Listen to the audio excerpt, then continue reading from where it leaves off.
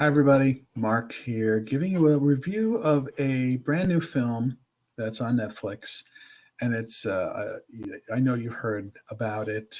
It's the latest German production of the classic anti war book, All Quiet on the Western Front. It was first made in 1930, starring Paul Muni, and it's the first great anti-war film, even though it's about World War One.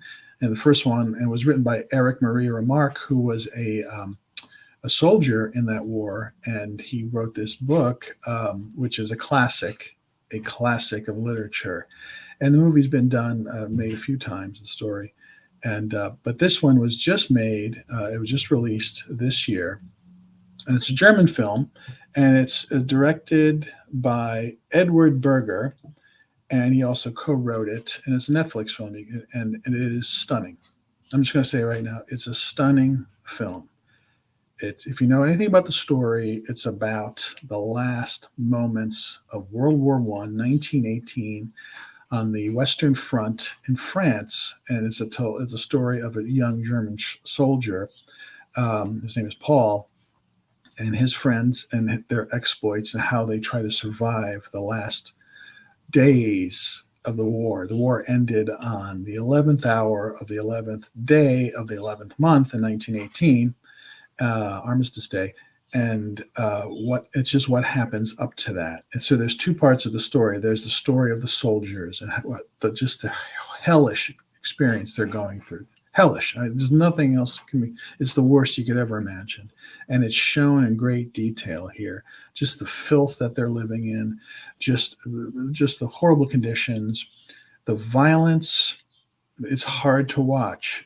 It's intense, and also the other side is how armistice happens, how the French and the Germans get together, and they're all German actors. But there's one that's been in a lot of U.S. films. His name is Daniel Bruhl. He's been in some Mission Impossible films. He's been in some others. In fact, I was watching, going, is that guy that I've seen in other films where he speaks English? And it is Daniel Bruhl, and he's great. He plays one of the guys that he's a German who's trying to stop the war, and because his son was killed in this war. So it is, I will say that, the effects and the setting is as good as I've ever seen. That's including, everything from Saving Private Ryan to, going back to Paths of Glory, which is a World War I film by Stanley Kubrick in the 50s. It's as good as any of that stuff when it comes to the war scenes. I hate to call them action scenes. It's just the scenes of war and carnage.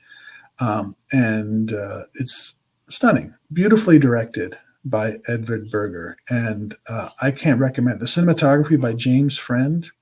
It's stunning. The film was shot in Prague last year in 2021. And it just looks, feels, smells like 1918 World War I stuff. And there's one particular scene, and it's been talked about. It's a war scene where the German soldiers are in a trench, and they're looking through this fog or it's smoke, in the distance, and they see these things they've never really seen in battle before. Tanks. They come out of the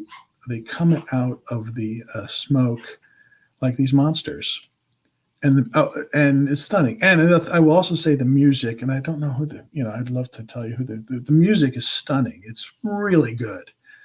It's really sort of like intense and deep and dark.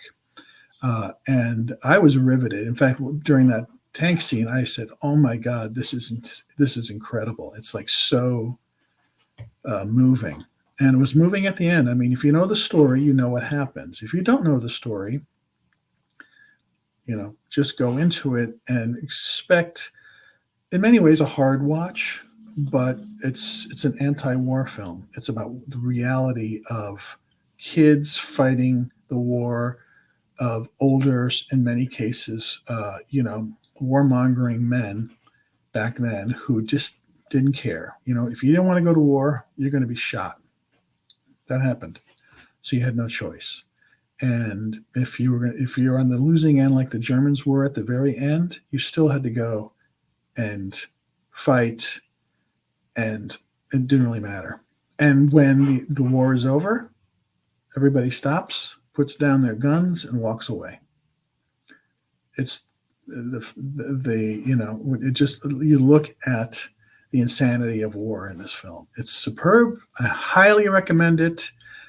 You will walk away kind of stunned, but also hopefully you'll think about it, and I think you will. So it's just, it's a classic, All Quiet on the Western Front on Netflix.